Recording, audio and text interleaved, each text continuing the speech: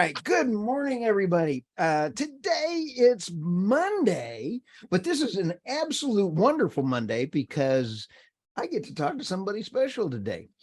My name is Stu Turley, President and CEO of the Sandstone Group, and I have Debra Wold here.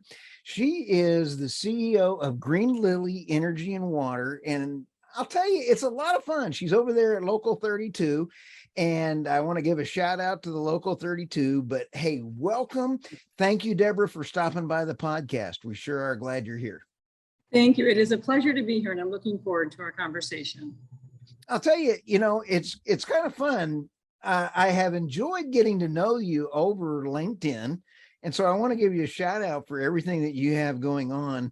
Not only are you the CEO and business development manager for your GreneLily, we'll go into that here in just a little bit, but you're a mom, a wife, you've got all these other things going on that you do. Right. How do you keep everything going? It is by the grace of God, but it takes a lot of passion in every area that I'm talking about. So it really keeps me motivated. My family is a great supporter, and I'm really passionate about my company and about changing the environment. So I give everything 100%. You had mentioned as we were talking about Local 32 as you came in, and we always hear the joke about why do we give nuclear reactors to the low bid? There's a lot, and you're a daughter of a union member. Correct. Yep, absolutely. Local 498 here in the Rockford area. It's really unusual to do something like that. We go back to the principles of you want a doctor to work on you who's never been through some type of training and apprenticeship programs. Just because it's the lowest bid or like a dollar store bid, let us say, it doesn't mean you're going to get the quality of a Chanel or something like of a higher quality. And that's a big concern for me personally. And in business too, I always think it's important. The one who is qualified should be the one who gets the bid, not whether it's the lowest or not, because basically we, the consumers, are paying for it. Right. I just soon not have a Chernobyl as we talked about or anything else. Right. I'm with you on that. But what's kind of fun is that you and I have chatted before, and I just appreciate your really your industry thought leadership on the green technology. And everybody knows that I think we need to deliver the lowest kilowatt per hour to everyone on the planet, help elevate. There's over 1.5 billion people, what's a few billion between friends, but they need to be elevated out of poverty through low cost, sustainable energy. And there's a lot of question whether or not the pricing is there and all those kind of things. And your company and what you're doing is a completely different way to look at kind of things. And so as we go into like the greening opportunities for the petroleum industry, let's start there. What are your thoughts there, and what do you got going on? Well, first of all, I think that where the economy or where the world is going and going after fossil fuels is not the right approach. It's like throwing the baby out with the bathwater. So how we look at all fossil fuels, whether it's coal, oil, natural gas, whatever it may be, there's a way in the carbon neutral table where we bring everybody together. So currently right now we have about 20 plus plants in that particular area, which is greening petroleum. What we do is we build our facilities, our technology partners, Bear on the Go Tech, they build them inside of the refineries. And what we would like to do is see landfills nearby. So we combine two different types of technology. One, where we take trash and we transform that into renewable electricity, renewable green diesel, renewable jet fuel, so forth and so on, hydrogen, etc. If that facility, the petroleum, let us say specifically, we can take that project, put it inside, and then we can turn that into a zero emission, zero carbon footprint. So any emissions that would be captured or produced on an oil field or even in a refinery, we would capture that, and then we would build our CO2 capture into direct market products, which is diesel. Now, the beautiful thing of what we talk about, we're not interrupting the petroleum industry at all. In fact, we're meeting the green criteria where they have to be zero emission, zero carbon footprint, and this methane tax, so forth and so on. Right. In addition, we're helping them produce electricity through this process that can power that refinery. And if there's flared gas in the fields, Right. we have a portable unit that we bring and we put it over the hole, let us say, Right. and we can turn that into fuels. Huh. Now, I was noticing in some of your documentation and things that you have the ability of taking natural gas and turning it into other fuel sources. Exactly. So all this technology that we're talking about is based upon the Fischer trope, which is about 70 plus years old.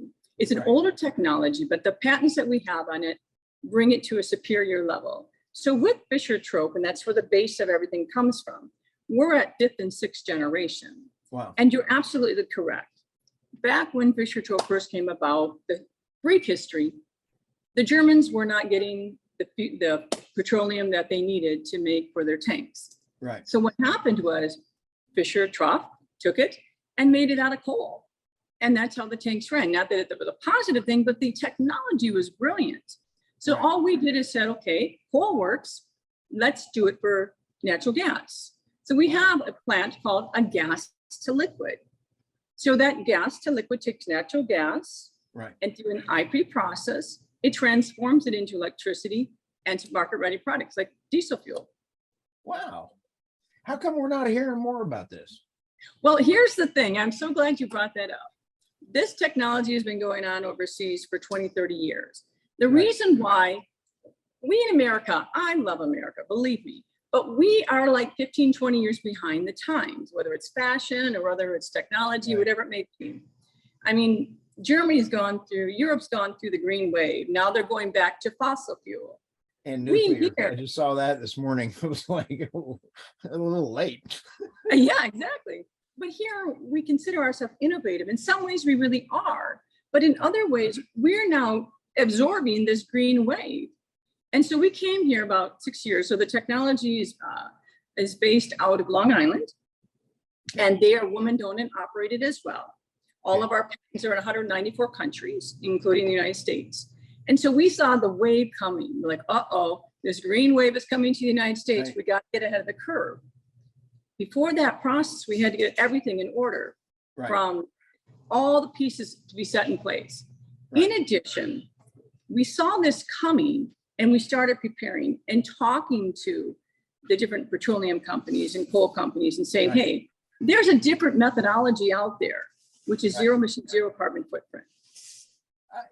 I'm sitting here going, the new bill that just came rolling through, the Inflation Reduction Act, and we were just teasing with some of your friends there in the office just before it started. And I don't think it's going to reduce inflation, but I do think its projects are important.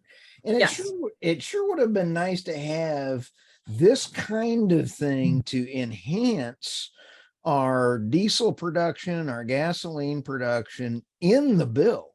Right. Wouldn't that have helped? Precisely. So what we did, since we were getting all of our pieces together from 6 years ago, we engaged the union about a year and a half ago. And we said, we want your support, not just locally, not just regional, Right. national. And the reason why is they've been able to knock down doors where it's been a hindrance to us. Right. With that being said, we're getting in front of state senators, we're getting in front of congressmen, we're getting in women, we're letting the message get out. Right. But Stu, here's the thing. They're stuck on solar and wind, and now hydro. Billions of dollars are going into hydrogen, and we produce hydrogen already out of our trash. And Wow. it's a sad state because, again, it goes back to, if you have to be subsidized, and I'm not condemning the subsidies, Right. but that's my taxpayer dollars, that's yours, and everybody else that's listening. Is it really sustainable? Who's really making the money? Is it the consumer? If I say to you, Stu, I can produce electricity cheaper, or let me say, more cost effective Right. than the wholesale price for solar, 1 kilogram, a Right. kilowatt of electricity. the market will make the decision whether this subsidized over here is working Right. or my project. So, okay, my head's exploding with so many different questions here, which is okay, go so ahead. cool. I mean, you're sitting here hitting all of, you know, the hot buttons, and that is, you had mentioned just a little bit, Deborah, about your technology being able to make clean coal. Right. So here we are. And if you take a look at the EI stats, I just wrote another paper this morning on the amount of green, and you take a look at coal, petroleum, Yep. and natural gas are the big three in the US for making electrical energy. And anywhere there are renewables in high volume, that price is higher kilowatt per hour. Right. And the grid problems are there. And I have some experts coming on the podcast talking about grid problems. And it's amazing what you have to do. It just makes sense to make diesel out of coal, to make diesel out of I mean, this is so logical to me. Exactly. You're absolutely correct. So one of the things is that it's a paradigm shift. And a lot of the greenies, and we do have letters of support from green environmental groups, because we're able to educate. So one of the key components that we're doing is not saying here's a solar or a wind or a thermal or whatever, and shove it down the person's throat and say, this is what you must do. Right. What we say is we sit down and we say, what if I could tell you that coal plant down in Southern Illinois that you're building this $2 billion carbon capture, what if I told you you're really burying millions and millions and millions of dollars and nobody subsidizes? What if I told you I could build a CO2 plant down there that will capture all these CO2 emissions? And by the way, CO2 is not bad. We do need it in this environment. So we can't get rid of everything or forget our fuzzy drinks and our beer, you know, all those things like that we use it in. And we work together. Again, this is participation working with the coal, let us say. And we build a CO2 plant. It's nowhere near $2 billion. And it would make a profit margin. And our ROIs on most of our projects, because they are made from just what we have laying around, let us say, is north of 10% first year. And it's all validated because we have plants right now overseas that are doing things. Say that again, your ROI is 10% on the first year already? North of 10%. North of 10. Where do I sign? See, that's it. But see, you look at things from a perspective of what's the best economic model with the lowest cost, right? That's what the free market does. It looks at, I'm an investor and I say, okay, not just because you're ESG qualified, I'm going to invest in you. I want to know, what are you doing for my community, right? Are you giving the people here the lowest price for electricity? Are you taking care of the environment? So instead of sequestering, burying whatever they think is toxic, why not take that and transform it? And I tell you this, with that sequestering of our CO2, doesn't do any good. It's a cost. With our capturing of CO2, we turn it into green renewable diesel. So don't they have vehicles down there that run on diesel? Not every big truck runs on, you know, the land mining, the truck that used for mining. Because we are facing, I get so excited talking to you. It's so cool. Europe is facing a gigantic diesel shortage coming up because they use more diesel than we do. However, that being said, there is a gigantic shortage about to hit the US. And it is going to be a problem. Our reserves in the US, according to the EIA, we're at some of the lowest reserves we've been in diesel in a long time. I mean, it is looking ugly. You know, and that's what we're looking at. We're also looking at safety. We're looking at if our reserves are depleted because we want to have a solar or a wind or whatever that situation may be. That's a detriment to our security of our country. And what we were even thinking about, because we're working down in the Quad City area. We've been talking to them, and things are going phenomenal down there. Very brilliant people down there. Right. It's like, how do we restore the reserves? Working with refineries. I'm sorry, right? how do we restore the what? Reserves. How maybe yes. our green diesel, renewable green diesel, renewable jet fuel, Right. and sustainable aviation fuel can go into the reserves at these Army bases and these military bases. Right. There's so many ways, and the key is we don't throw the baby out with the bathwater, because the carbon neutral table is what we created. Right. And everybody has a seat at this table. All right.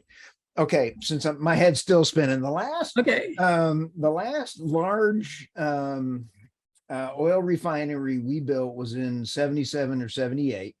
Right. And ever since then, the only way that we've been able to increase our production capacity is either add on to those or make smaller refineries. Those smaller refineries have a way for to get exemptions, so they don't have to make as much biofuel. I'm leading up to a good question here, because the cost difference between biofuel on diesel and last year it was $5.38 at times, and it was $3.30. It was $2 difference between biodiesel and regular diesel. Right. So if I'm hearing this correctly, and I need to get my crayon out, because I tease everybody that I went to Oklahoma State and they only give us crayons there.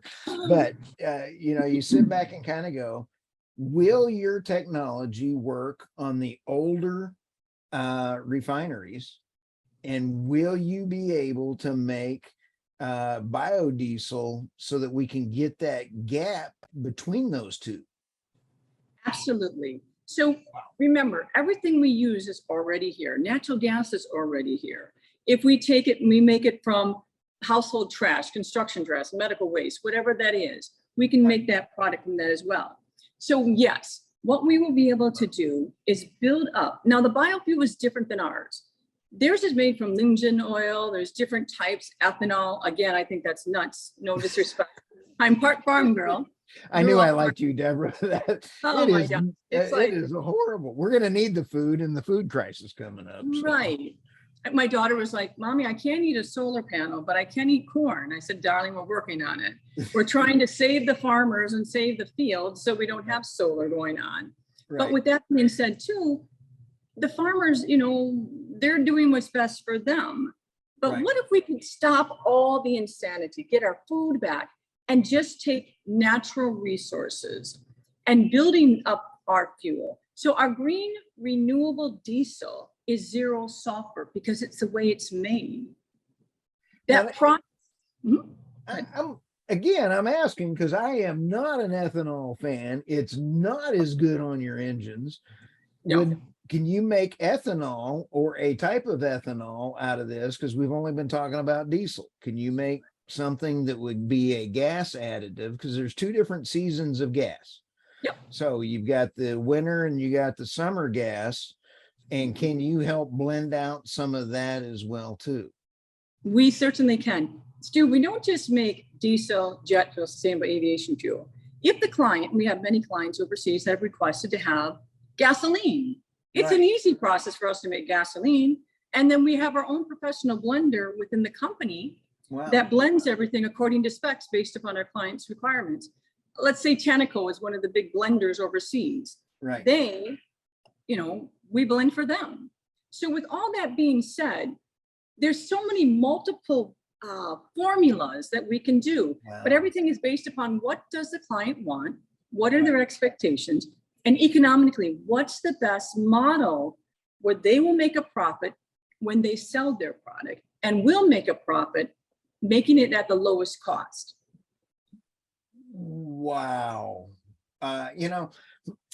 We sat back and we talked about, I can tell this is a great way to start Monday morning. I've already had my pot of coffee. I'm ready to go. And this is my kind of conversation. Excellent. We sit back and we take a look. You had mentioned we're 15 years behind Europe on this, but we can learn from that.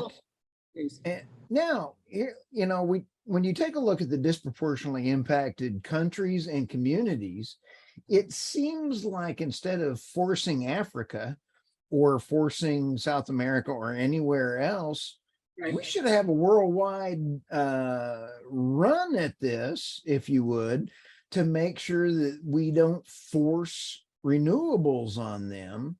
Yes. And I'm going to throw this. I just visited with a grid expert, which I get to interview here real quick, but she was saying that the old methodology of putting in electrical generation is this is the old school way. Take peak production, throw 20% at it, add a plant in coal, nuke, whatever it is, just add 20%, and that'll take downtime for emergencies. It'll take downtime for repair.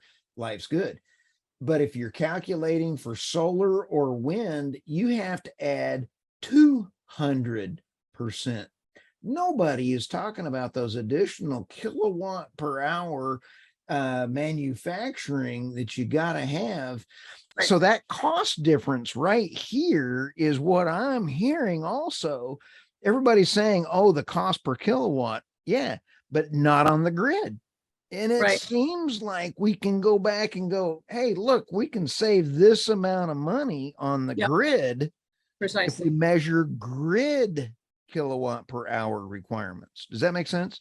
Absolutely makes sense. And that's very key. See, it's in that processing when we're doing things, that's where the cost is eaten up and that's what gets always passed on to the consumer.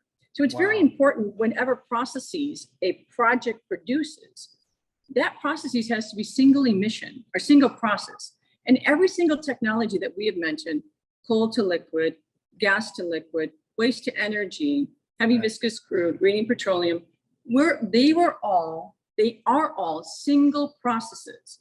When you have that single process, it makes it more economically beneficial. And it's easier when you're making renewable electricity uninterrupted. So here's another factor that needs to be brought in. With this solar and the wind, let's take solar, for example, you need 6 hours of direct sunlight. Well, in the Midwest, we don't get 6 hours of direct sunlight. In that process, it's a touch and go. Some people want 5 megawatts or whatever that may be. But the problem is this: what was the process to get to that green? How many times? Let's do another example. You got the mining and everything else with the solar. What about the windmills? Why are they catching on fire? It's so funny, Stu. I have to tell you this quick story. An environmentalist and I had a conversation, and I showed him a picture of one of the windmills that caught on fire. Right. And she's looking at me. She goes, Deborah, why did it catch on fire? She goes, it's supposed to be green. Why isn't it? Why is it burning? Right. I said, there's about 60 to 80 gallons of oil in the blades. Well, that's not green, Deborah. And I said, well, that's what you want. That's what you're promoting. And I said, those are the things that you need to look at when you get behind something. Right. And I was reading another article over the weekend. How many balsa wood is now absolutely going ballistic because they're using balsa wood on the inside of the blades, and that is now becoming a major ecological problem by tearing down too many resources for those blades. Yeah, I didn't know that either.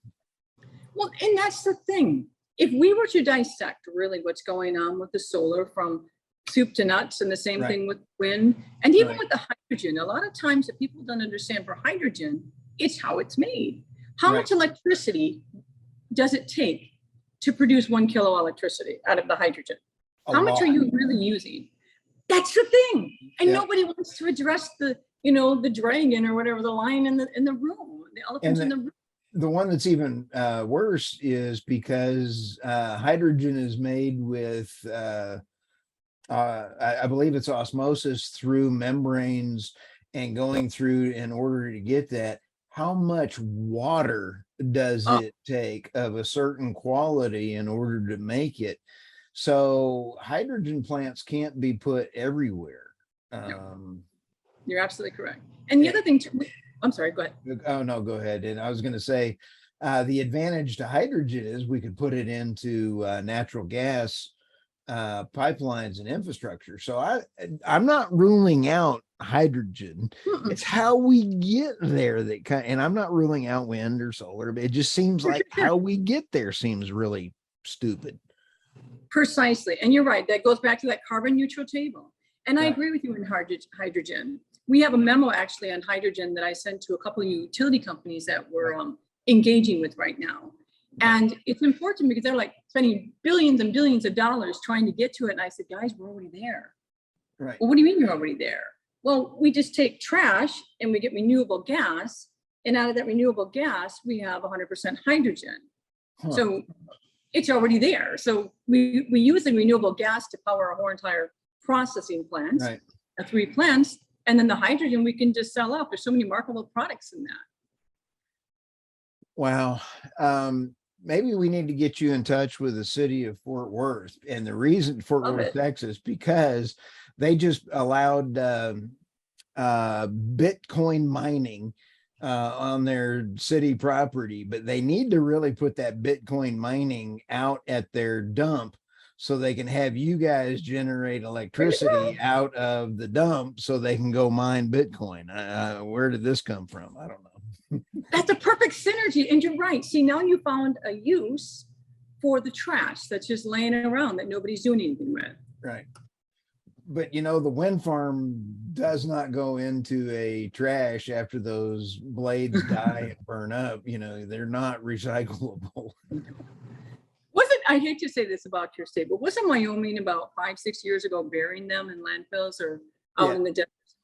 Yeah, they're all burying them. In fact, up in Wyoming 2 years ago, they just threw away a wind farm. It was too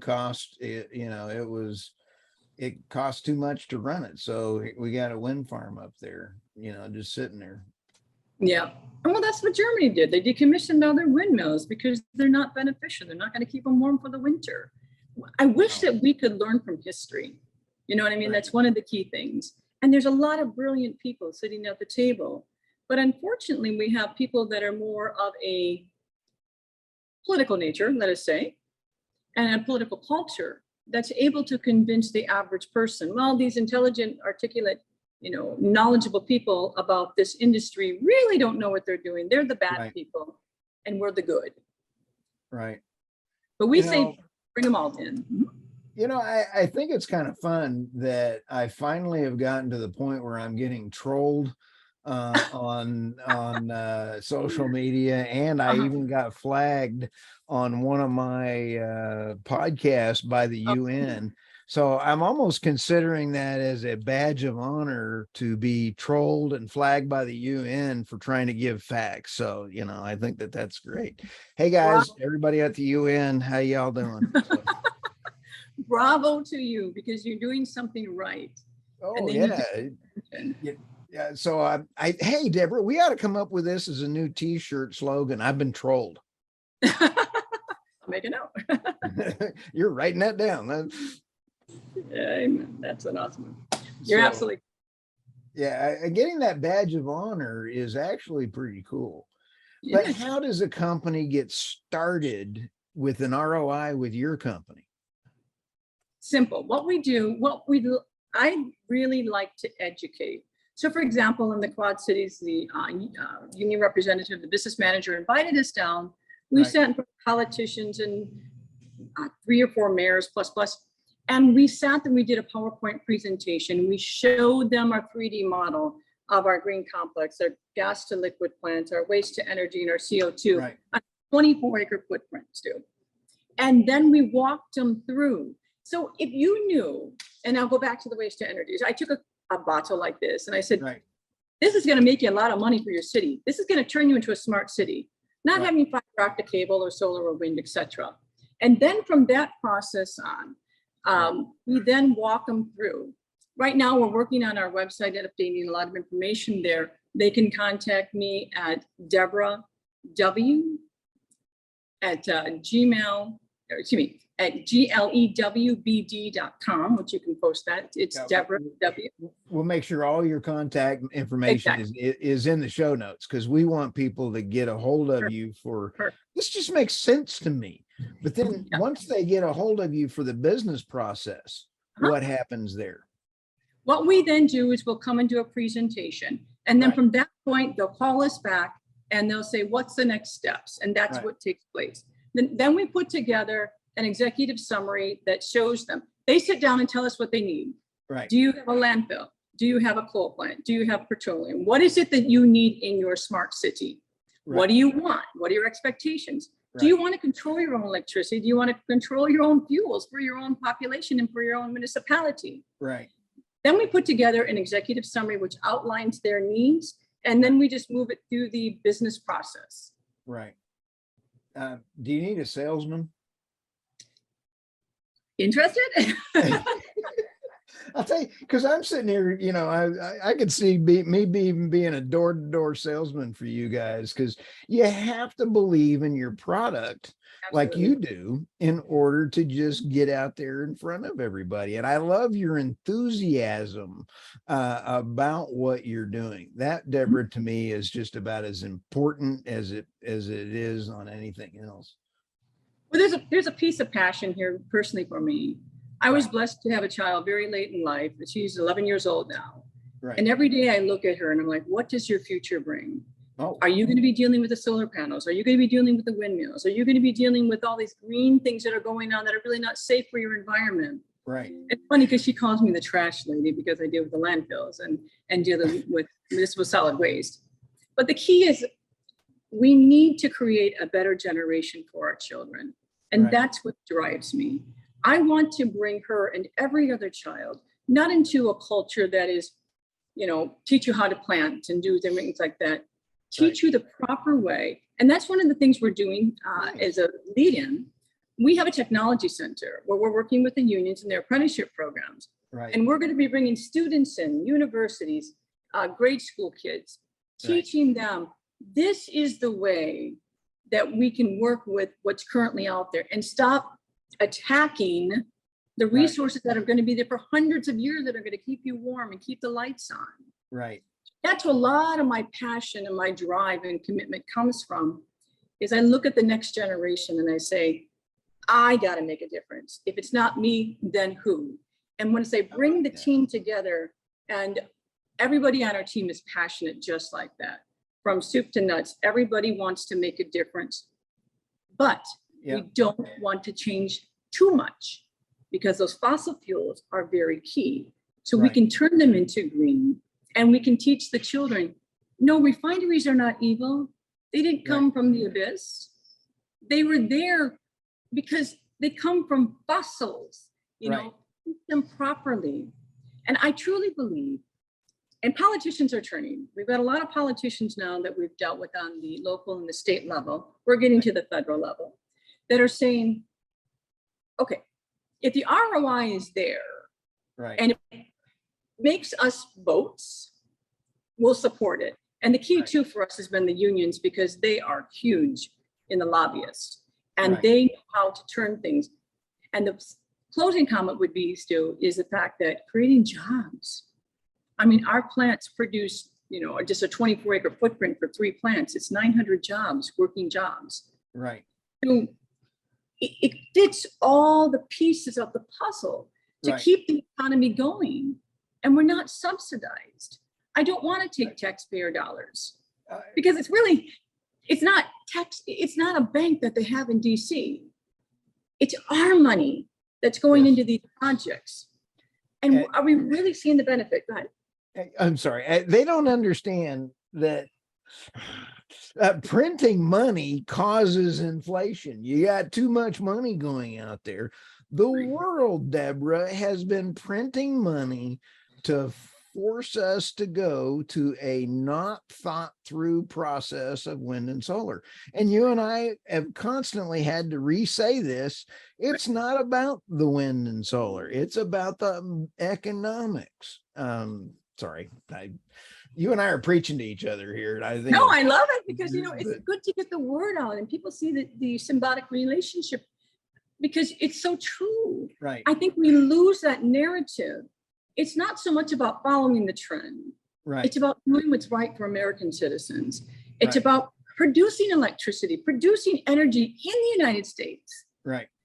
There's no reason We can be why. truly energy independent and have national security. And I love the fact that your education, because there's so much student loans out there. I would rather have, if I had a younger child, I'd say go to a trade school, go get a license, go get that license to work is so much better than a degree. You're not gonna be holden to a $200,000 debt with no way to get a job. Exactly. And I told my daughter that too. She's like, do you want to go to college? She goes, no, Mom, I want to follow in your footprints. Oh, and I said, hard work, dedication, apply yourself and constantly think of what's best for America. That's key. What is best for the United States? And colleges, you're right. I can't even imagine hundreds of thousands of dollars later sending my daughter to a top university. And what does she come up to do? Get a small job? And I'm not saying small jobs are bad, right? But unless she goes into a profession like a doctor or a lawyer or something. But we can work together in green relationship in a positive way, where we don't have to always send children to university. No. Okay. I would like to see them. I'm going to have you back because I just am having too much fun of having a conversation with you, but we got about 2 minutes, Deborah. Okay. This is your time for the last word. Tell us what your thoughts are.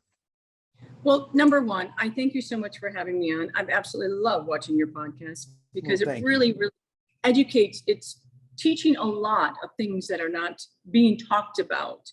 And one of the things we really want to do is we believe, GreneLily Energy and Water believes that we should have, every municipality should have one of these facilities in their area. Beautiful, they're green, they're wonderful. Oil companies, coal companies, natural gas companies whom we're already working with. We need to work together at the carbon neutral table. And I coined that phrase because if we're going to be by 2030 carbon neutral, which I think is kind of a very long stretch, let's get there with everybody at the table. And politicians need to understand, yes, you want votes, produce electricity, make sure that it's cost effective, our fuels, everything. And let's make it in America. With the union support, with politicians support, with people support. There is a way we can work together to make us energy independent, as President Biden asked, and to also make us exclusively keep everything in the United States. I'd much rather pay us than some country that doesn't like us. Oh, goodness gracious. God only knows what they're putting in the food, right? Debra, thank you again for stopping by. I can't believe how much fun I had, and I'm going to have all your contact information in the show notes. And I just can't wait to have this animal go out. So this will be fun. Thank you so much, dear. I appreciate your time. Okay, thanks.